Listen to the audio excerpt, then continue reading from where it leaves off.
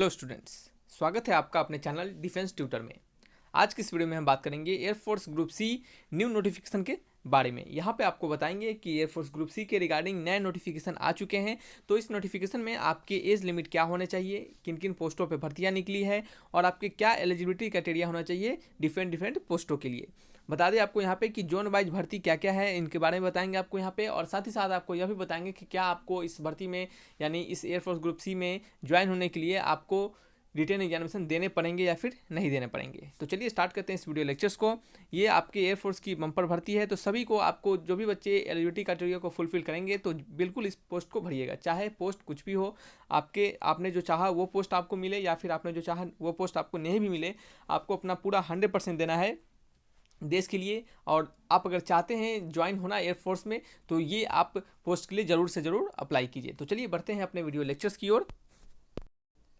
तो चलिए हम जानते हैं यहाँ पे कि हमारे ग्रुप सी के लिए हमें क्या क्या फॉर्म भरने के लिए हमें क्या क्या फुलफिल करना पड़ेगा, अपने एज लिमिट कितने होने चाहिए, एलिजिबिलिटी कितने होने चाहिए, या फिर और भी क्या क्या जानकारी है यहाँ पे आपके लिए इंपॉर्टेंट है। तो यहाँ पे आप देख सकते हैं कि हमने यहाँ पे ग्रुप सी के रिगार्डिंग जो आपके नोटिफिकेशन है उसको हमने यहाँ पे खोल कर रखा हुआ है। तो यहाँ पे आप देखिए कि ये जो head quarter commandant Indian air force लिखा गया है, तो इसमें आपको क्या करना है, इस पूरे में जितने भी आपको हेड क्वार्टर्स दिए गए हैं और पोस्ट दिए गए हैं, इस पूरे हेड क्वार्टर्स और पोस्ट में आपको देख सकते हैं यहाँ पे इस पूरे हेडक्वार्टर और पोस्ट में आपको ये डिफरेंट हेडक्वार्टर्स हैं, डिफरेंट हेडक्वार्टर्स हैं और डिफरेंट आपके क्या है पोस्ट है, डिफरेंट हेडक्वार्टर्स हैं और डिफरेंट आपके क्या है पोस्ट है। तो जिन पोस्टों के लिए आपको अप्लाई करना है, जिन भी पोस्टों के लिए आपको अप्लाई करना है, तो उन पोस्ट की आप क्या कर सकते हैं, उन पोस्ट के लिए आप इसको भर सकते हैं। जैसे मान लेते हैं कि आपको अगर MTS के लिए अप्लाई करना है या फिर इनमें से किसी पोस्ट के लिए आपको अप्लाई करना है, तो आप इन दिए गए इस पते पर आप अपने जो पूरे जो डॉक्यूमेंट्स आपको फिलअप करके देने होंगे, आपको इसी पते पर उसको भेजना पड़ेगा। आपको एग्जामिनेशन आपके एडमिट कार्ड आएंगे तो आपको इसी पते पे आपको बुलाया जाएगा एडमिट कार्ड के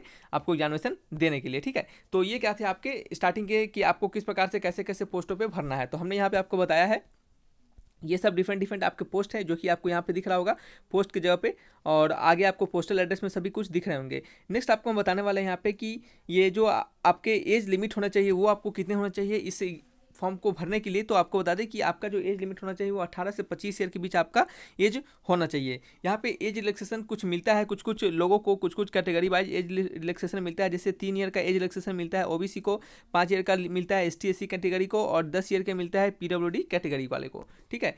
तो नेक्स्ट फिर आपका क्या है, आपको अगर आप एक सर्विसमैन आपके कोई घर में है तो उनके लिए आपको अलग से रिजर्वेशन मिलेगा। ST SC OBC वाले को भी रिजर्वेशन मिलता है। और डिपार्टमेंट एम्प्लॉयज जैसे 40 years for undeserved, 43 years for OBC, 45 years for ST SC, ठीक है। तो ये सभी क्या आपके एज रिलैक्सेशन हैं। बात करें यहाँ पे तो एजुकेशन क्वालिफिकेशन की, तो एजुकेशन क्वालिफिकेशन में आप देख सकते हैं यहाँ पे कि जो पोस्ट हैं आपके स्टोर वाले पोस्ट हैं, सुपडिट क्या है, सुपडिट है, क्या है सुपडिट है, ठीक है। चलिए, तो ये सुपडिट आपको दिख रहा होगा, ये पोस्ट आपके स्टोर पोस्ट के लिए है। फिर आपको लोअर डिविजनल क्लर्क का है, स्टोर कीपर का है, फिर कुक का है, फिर पेंटर का है। तो ये सभी क्या है पोस्ट है। और इनके पे साइकिल कौन से है ये सभी आपको दिख रहा होगा, इनके पे साइकिल है। इनका लेवल 4 पे है, लेवल 2 पे, लेवल 2 पे, लेवल 2 पे है, ये भी लेवल 2 पे है। तो ये सभी क्या है, इनके पे साइकिल्स हैं। यहाँ पे आपको एजुकेशन क्वालिफिकेशन के बारे में बताया जा रहा है। तो आप देख सकते हैं यहाँ पे कि essential graduate as a recognise university of equivalent, यानी आपको ग्रेजुएट होना चाहिए, ग्रेजुएट होना कंपलसरी है। ऊपर वाले जो सुपीरिट स्टोर के पोस्ट है उनके लिए, यहाँ पे लोअर डिवीजन क्लर्क LDC के लिए आपको 12th क्लास पास आउट होना चाहिए किसी भी रिकॉग्नाइज बोर्ड से। आपको टाइपिंग स्पीड आपका 35 से WPM आपका होना चाहिए इंग्लिश में, और 30 WPM आपको हिंदी में होना चाहिए ऑन कंप्यूटर पे, ठीक है। तो ये सभी क्या है आपके एजुकेशन क्वालिफिकेशन है। तो हम आपको थोड़ा सा ओवरऑल आइडिया देते जा रहे हैं। अगर सभी के एजुकेशन क्वालिफिकेशन आपको बताने लगे तो वीडियो लंबा हो जाएगा, तो आपको ओवरऑल आइडिया देते जा रहे हैं कि ताकि आप इस पोस्ट को पढ़ सकते हैं। नीचे डिस्क्रिप्शन बॉक्स में लिंक दिए गए होंगे, आप उस लिंक पर क्लिक करके डाउनलोड कर लीजिएगा। आप उस लिंक पर क्लिक करके इसके नोटिफिकेशन को डाउनलोड कर लीजिएगा, ठीक है। या फिर आप टेलीग्राम चैनल को ज्वाइन कर लीजिए, वहाँ पे आपको डायरेक्टली नोटिफिकेशन प्रोवाइड करवा दिया जाएगा। तो ये आपके क्या थे, एजुकेशन क्वालिफिकेशन थे। नेक्स्ट फिर आपका क्या है, नेक्स्ट फिर आपको यहाँ पे बताए गए हैं ये सभी एजुकेशन क्वालिफिकेशन ही है सभी अलग अलग पोस्टों के लिए।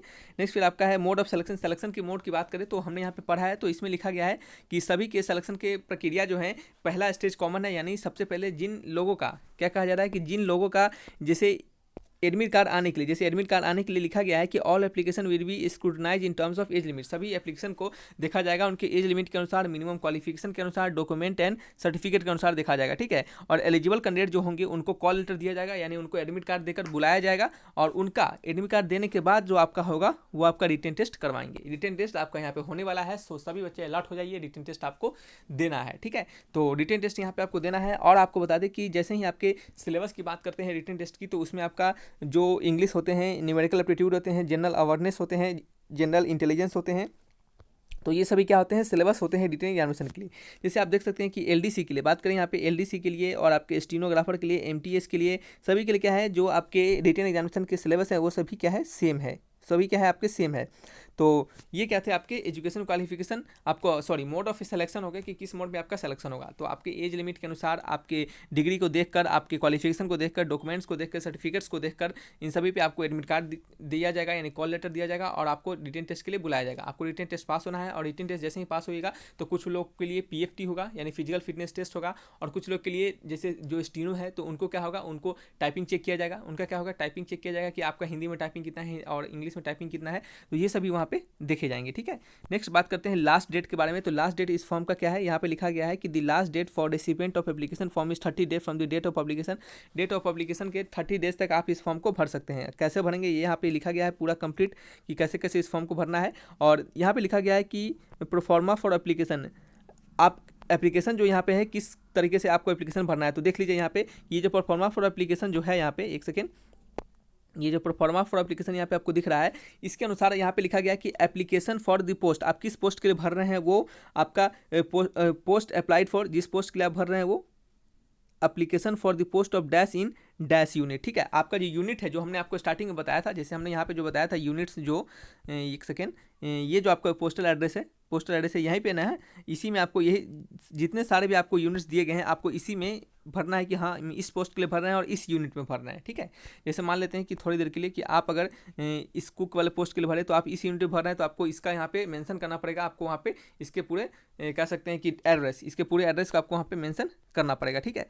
तो नेक्स्ट फिर क्या है आपका, नेक्स्ट फिर यहाँ पे लिखा गया है कि नेम आपको भरने हैं सारे, आपको एज अपना भरना है, फिर और भी सारे इन्फॉर्मेशन यहाँ पे दिए गए हैं जो कि आपको सारे को यहाँ पे भर कर देना है, और इसको उसी पोस्ट पर भेजना है जिस पोस्ट के आप अप्लाई कर रहे हैं, और उस पोस्ट का एड्रेस जस्ट उसके सामने लिखा गया है, जिससे हमने स्टार्टिंग में ही बताया था। स्टार्टिंग में यहाँ जो जिस पोस्ट के लिए अप्लाई कर रहे हैं उस पोस्ट का एड्रेस जस्ट इसके सामने लिखा गया, आप देख सकते हैं यहाँ पे, जैसे देखिए ये यही आपका ये पोस्ट है मान लीजिए, तो इसका एड्रेस यहाँ पे सामने लिखा गया, तो इसी पोस्ट पे आपको भेजना है एप्लीकेशन को, ठीक है। तो ये क्या थे आपके, ये थे आपके एयरफोर्स जो आपके ग्रुप सी के नोटिफिकेशन के कंप्लीट इन्फॉर्मेशन। फिर भी इसमें किसी प्रकार का डाउट होगा तो आप कमेंट बॉक्स से लिखकर हमें जरूर बताइएगा, ठीक है।